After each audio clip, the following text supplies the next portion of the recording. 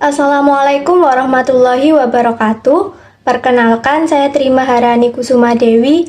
Di sini saya akan sedikit menjelaskan tentang mini riset yang saya teliti kemarin, yaitu tentang representasi relasi kuasa dalam film Mengaku Rasul.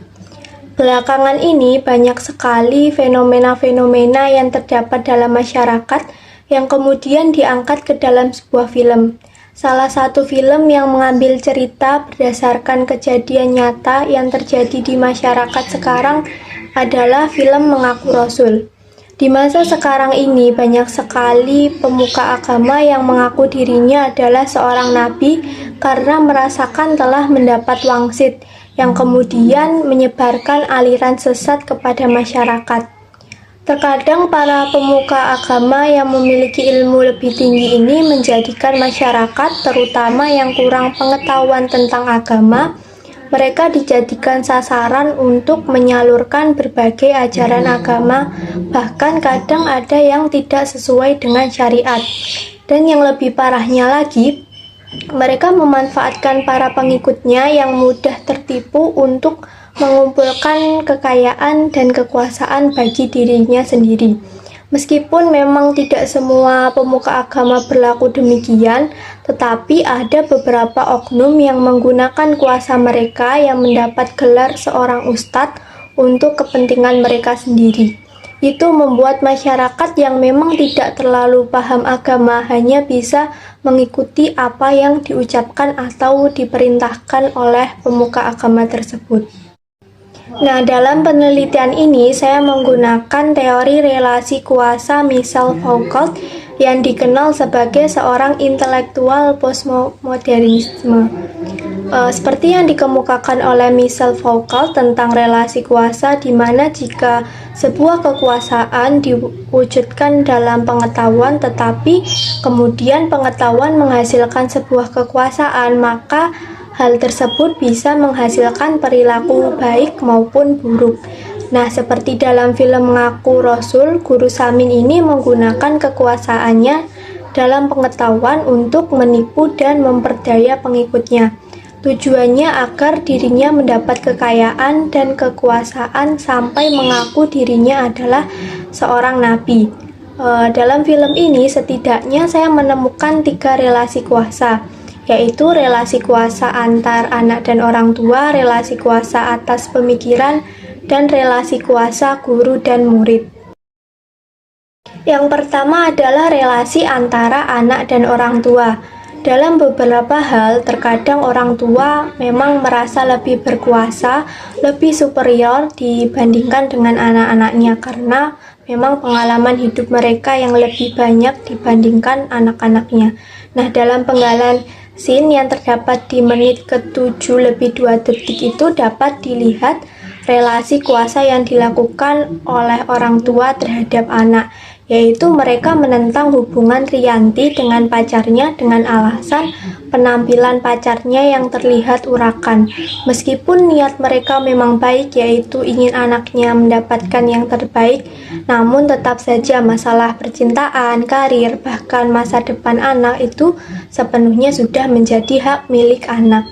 Orang tua tidak mempunyai hak untuk mengambil itu semua.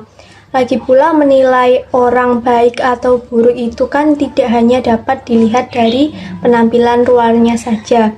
Barangkali apa yang dipikirkan itu belum tentu semuanya benar.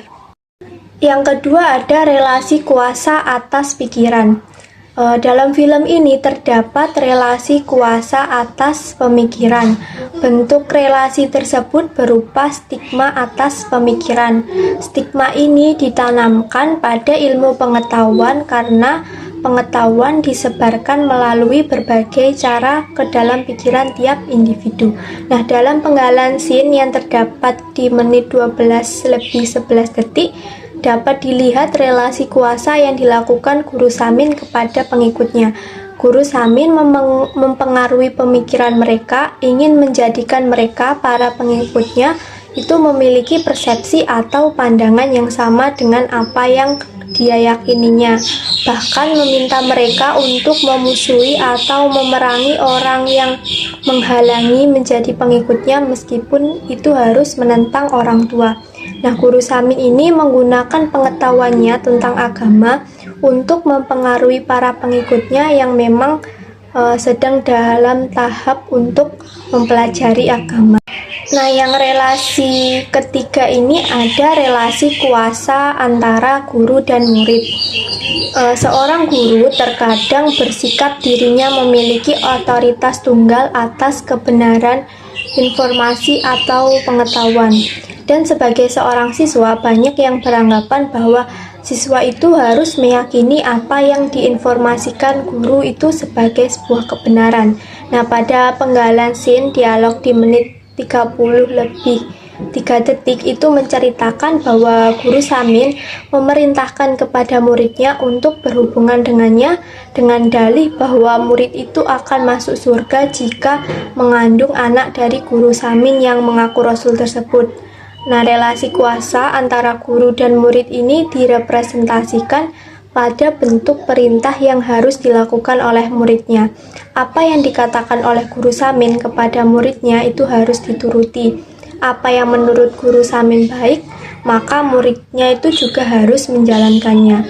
Bahkan guru Samin sampai menggunakan dalih tentang agama agar murid perempuan tersebut itu mengikuti kemauannya, padahal itu semua hanya untuk kebutuhan biologis guru Samin semata. Dalam pembahasan kali ini dapat disimpulkan bahwa seorang pemuka agama itu memiliki kuasa yang penuh atas para pengikutnya. Dengan kekuasaan yang dimiliki, dia mampu mengatur, memaksa, bahkan menghancurkan individu maupun sekelompok orang. Melalui film ini, para penikmat film itu dapat menyaksikan bagaimana seorang tokoh agama atau biasa dikenal dengan ustadz itu menggunakan kekuasaannya dalam pengetahuan untuk menipu dan memperdaya pengikutnya.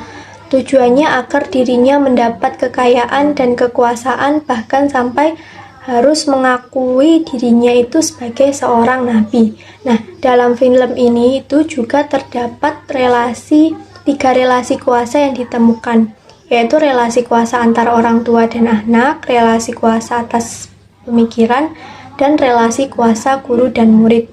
Gimana ketika relasi kuasa tersebut sering sekali membawa kita ke kehidupan nyata, bahwa masih banyak sekali batasan-batasan yang dilakukan oleh individu satu ke individu yang lainnya. Mungkin seperti itu yang dapat saya jelaskan. Kurang lebihnya saya mohon maaf. Wassalamualaikum warahmatullahi wabarakatuh.